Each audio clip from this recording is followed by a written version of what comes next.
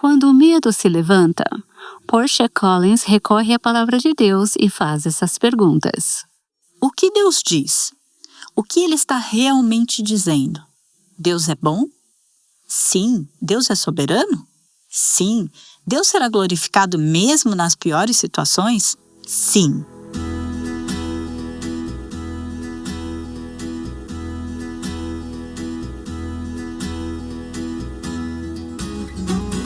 Este é o Aviva Nossos Corações com Nancy DeMoss Wolgemuth, autora de Render-se Completamente a Deus, na voz de Renata Santos. Você já se perguntou o que a palavra de Deus diz sobre, sei lá, qualquer assunto? Ainda bem que você perguntou, porque aqui no Aviva Nossos Corações queremos equipar você com respostas bíblicas para perguntas práticas que você enfrenta na vida. E uma dessas perguntas tem a ver com como confiar na bondade de Deus quando você está passando por circunstâncias em que não parece que Deus realmente é bom. O programa de hoje vem na sequência de uma mensagem sobre esse tema que ouvimos ontem e que foi transmitida em 2019 no Summit Irmãs em Ministério. Kristen Wetherell nos levou ao Salmo 34, onde o rei Davi diz: "Busquei o Senhor e Ele me acolheu, livrou-me de todos os meus temores." Uau! Essa é uma afirmação impressionante. Kristen nos apontou para a bondade de Deus que vemos destacada no versículo 8. Provem e vejam que o Senhor é bom. Bem-aventurado é quem nele se refugia. Essa passagem continua falando sobre temer o Senhor, e Kristen nos mostrou que o temor correto do Senhor expulsa os temores errados e prejudiciais nos quais podemos cair. Portanto, a solução, quando estamos lutando com o medo e a dúvida, é confiar na bondade de Deus e encontrar nossa satisfação nele, aconteça o que acontecer. Sem dúvida, foi uma mensagem rica em consolo e verdade. E se você perdeu, eu a incentivo a ouvir o episódio de ontem. Acesse o nosso site avivanossoscorações.com e clique na aba Podcasts. Kristen compartilhou essa mensagem no Summit Irmãs em Ministério. E no episódio de hoje vamos ouvir uma conversa super útil sobre como lutar de forma prática contra o medo pecaminoso. Aqui está Nancy em conversa primeiro com Kristen e depois com outras queridas que fazem parte do Irmãs em Ministério.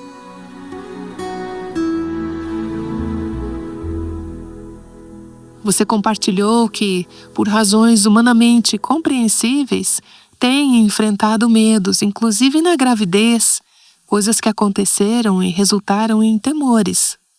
Então, quando você se depara com isso, um sonho assustador, pensamentos de medo, eu vou deixar a Kristen responder, mas também convido qualquer outra pessoa a contribuir a partir da própria experiência.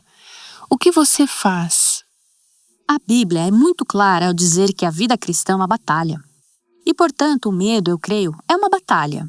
O mundo gosta de nos dizer que existe uma maneira de não ter medo. E, em certo sentido, acho que isso é verdade.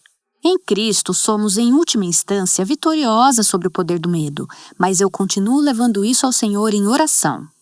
Acho que é importante confessar que eu estou com medo e então buscar passagens específicas da sua palavra e me aprofundar no que é verdadeiro para levar meus pensamentos cativos.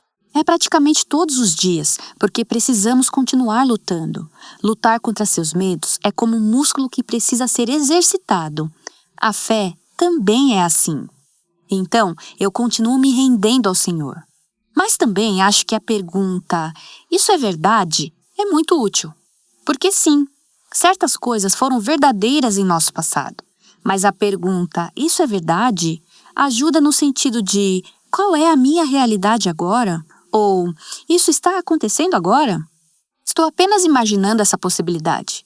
E a Bíblia nos diz que pensar no que é verdadeiro, e isso também é útil, em Filipenses 4:8. Robert costumava me dizer, espere para se preocupar. Tipo, isso não está acontecendo nesse exato momento. E às vezes eu respondia, bem, você simplesmente não está sendo realista. Mas é um bom conselho Espere para se preocupar. Alguém mais se identifica com o medo? Seja com a forma como luta contra ele ou com a maneira como encorajaria outra pessoa a enfrentá-lo? Porque eu não acho que a Kristen seja a única pessoa nesta sala ou no mundo que luta com isso. Betsy? Eu me identifico muito com você, porque em 2014 eu estava na conferência Mulher Verdadeira quando engravidei, minha terceira gravidez. Eu perdi o bebê. Foi o meu primeiro aborto espontâneo. Depois eu tive outro e depois mais outro. Tive 3 abortos espontâneos. Chegou um ponto em que eu não queria engravidar novamente porque eu estava com muito medo. E depois eu não consegui. Não engravidei por vários anos. Quando nossa família estava pronta para se mudar para outra cidade aqui nos Estados Unidos, no segundo dia depois da mudança, tivemos a notícia que eu estava grávida. Eu fiquei com tanto medo de ter outro aborto espontâneo. Eu até andava como um pato o tempo todo, como se tivesse uma bola entre as pernas, porque tinha medo de andar de um jeito que pudesse perder o bebê. Lembro-me do meu marido olhando para mim enquanto eu andava daquele jeito estranho, dizendo: "Por que você está andando assim?" E eu disse: "Eu só quero pressionar bem, porque eu quero manter o bebê." Enfim, a palavra que o Senhor continuava trazendo ao meu coração naquela fase era o Salmo 127:1. Se o Senhor não edificar a casa, em vão trabalham os que a edificam. Se o Senhor não guardar a cidade, em vão vigia a sentinela. Será inútil levantar de madrugada, dormir tarde, comer o pão que conseguiram com tanto esforço. Aos seus amados ele o dá enquanto dorme. Naquele tempo eu não estava apenas com medo de um aborto espontâneo. Também tinha medo de não ser uma boa mãe. Eu até tinha medo de ter uma menina. Eu pensava: será que eu consigo fazer isso?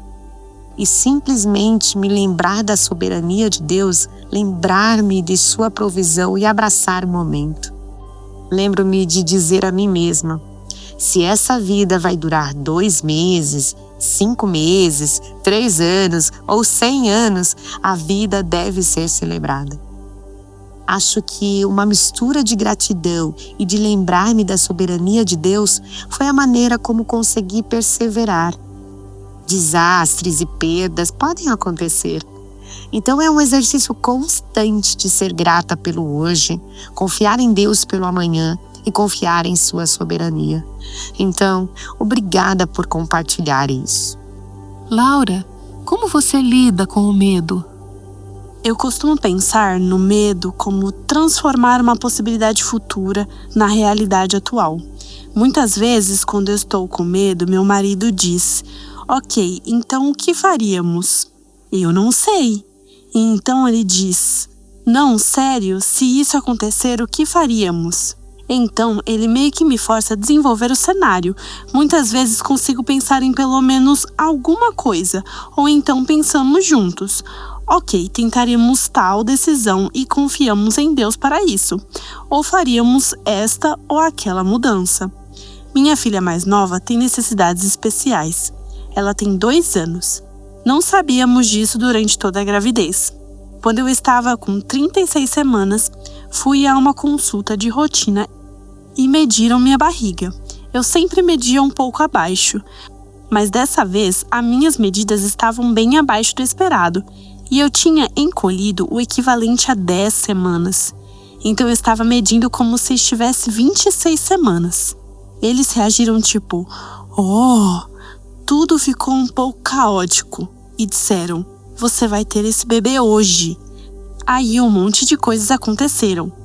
Enfim, resumindo, lembro que me falaram o seguinte: há 50% de chance dela ter necessidades especiais e 50% de chance de a placenta simplesmente ter falhado e você pode estar perdendo líquido.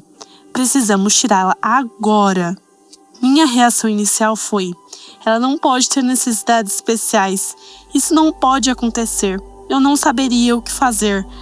Não consigo lidar com isso. Já vi pessoas passando por isso e isso não é para mim. Eu não aguentaria. Não seria boa nisso. Isso é diferente. 2 meses depois, descobrimos que ela tem uma doença genética e, de fato, tem necessidades especiais. E a razão pela qual eu não conseguia imaginar isso é porque, naquele momento, eu não tinha recebido a graça para passar por isso. Acho que, muitas vezes, com nossos medos, pensamos em todos os cenários e tentamos atravessá-los sem a graça de Deus. Isso tem sido um grande consolo para mim, ao ver a vida de outras pessoas.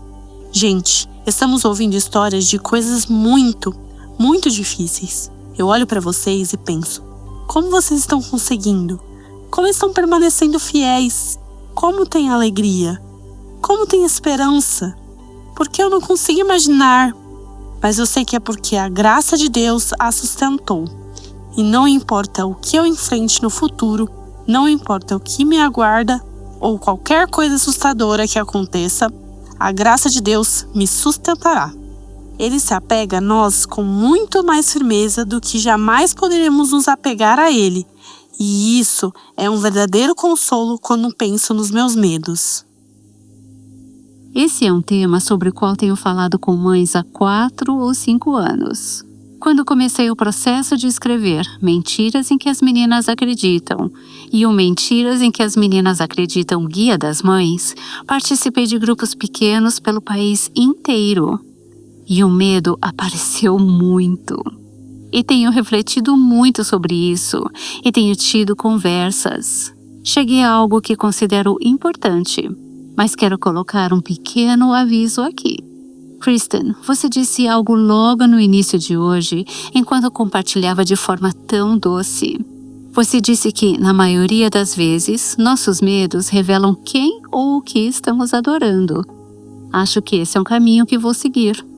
Meu espírito ficou em alerta quando você disse isso. Achei excelente. Talvez seja por isso que Deus diga constantemente nas Escrituras: não temas. E quantas vezes, quando Ele diz não temas, Ele está prestes a fazer algo fenomenal por nós. Como quando vai aos pastores e a Maria e José e diz: não tenha medo. Estou prestes a fazer a melhor coisa de toda a história do mundo. E assim, vemos esse padrão ao longo das Escrituras. Muitas vezes temos medo por causa de mudanças, algo se deslocando, algo diferente no ambiente e ficamos temerosas quando Deus está fazendo algo bom. Eu realmente acho que tendemos a criar nossos filhos a partir do medo muitas vezes. E é isso que quero abordar com esse versículo. O medo, antes de tudo, é algo bom. Porque quem nos deu isso? Quem nos deu as emoções? Deus. Quando lemos Gênesis, vemos que quando Ele terminou de criar tudo, disse: isto é bom. Gênesis 1:31. Então o medo, pelo menos quando há um urso nos perseguindo, é algo muito bom, certo? Ou uma barata. O medo tem propósito em nossa vida. Mas este versículo: porque Deus não nos deu espírito de covardia, mas de poder, de amor e de moderação. 2 Timóteo 1:7. Então, espírito de covardia ou medo. O que é um espírito de medo? É quando é crônico, quando não faz sentido, quando permeia sua vida, quando controla suas decisões em vez de a palavra de Deus controlar suas decisões. E acho que vejo muitas vezes como mães, eu ainda estou maternando todos os meus filhos. Eles estão na casa dos 20 anos. Eu apenas estou maternando em uma fase diferente da vida e aprendendo essa nova fase. Quando crio meus filhos a partir de um espírito de medo, como um padrão consistente na minha vida, isso não vem de Deus. Então de onde vem? Vem do inimigo. E é uma luta. E é aí que entramos no fato de que isso é uma guerra espiritual, certo? É um espírito de medo ou é o Senhor colocando no meu coração em alerta? E onde é um espírito de medo é quando criamos filhos a partir dessa perspectiva. Dizemos: não posso falar com ela sobre... porque você tem questões do seu passado nessa área. Não posso falar com ela sobre... porque há tantas mentiras no mundo. Ou, não estou no controle disso. Então vou ser uma mãe apática e não vou fazer nada a respeito, porque ela está enfrentando drama de amizade na vida dela, ou seja lá o que for. Mas a receita, penso eu, para vencer esse espírito de medo também está em um versículo nas Escrituras. O que lança fora o medo? O perfeito amor. 1 João 4,18. E onde você vai conseguir isso? Do seu marido bonitão? Não, desculpa. Você vai conseguir isso na presença de Deus. Então, eu diria que toda vez que sinto esse medo, o inimigo realmente tem me atormentado em sonhos. Não sei porquê. Quando vou dormir, não são apenas sonhos de pizza. São sonhos tipo, sua vida está se desenrolando, menina. Sabe? Mas eu acordo e a primeira coisa que digo é, Senhor, eu preciso do teu amor. Antes mesmo de decidir se isso é válido, se o Senhor está falando comigo, se eu devo mudar algo, eu preciso do teu amor. E eu começo a refletir, onde eu posso experimentar o amor de Deus? Eu preciso ir buscar um amor sustentador de Deus, para que o amor de Deus lance fora o medo. E assim tenho preparo para saber como lidar com aquilo que está me afligindo em medo. Toda vez que penso em medo, para mim ele está quase sempre ligado a um ídolo de conforto. Algo que tenho medo de perder ou de experimentar, ou algo assim. Alguns dos momentos mais difíceis ou mais assustadores foram quando me vi diante da possibilidade de passar por algo que eu não queria passar. Antes de ter minha filha, também tive um aborto espontâneo. Depois, quando engravidei da minha filha, eu literalmente desapareci da face da terra, porque eu fiquei muito doente. Não sei se você já ouviu falar de HG, hiperêmese gravídica, mas foi isso que eu enfrentei. Depois que meio que superamos essa fase, por volta de 28 ou 29 semanas, determinaram que eu tinha pré-eclâmpsia. E minha filha nasceu 7 semanas antes da data. Fui induzida 7 semanas antes. Durante todo esse processo, desde o momento em que engravidei dela, eu ficava tentando pensar positivo para sair daquilo. Sabe, vai ficar tudo bem, isso e aquilo. Quando chegamos ao momento em que ela estava na UTI neonatal, lembro-me de olhar para ela naquela incubadora e pensar, ela vai viver? Era tipo, o que eu faço com isso, Deus? E se ela não viver? Qual deve ser minha resposta? Fui levada a essa passagem das Escrituras em Lucas 22, 41 a 44.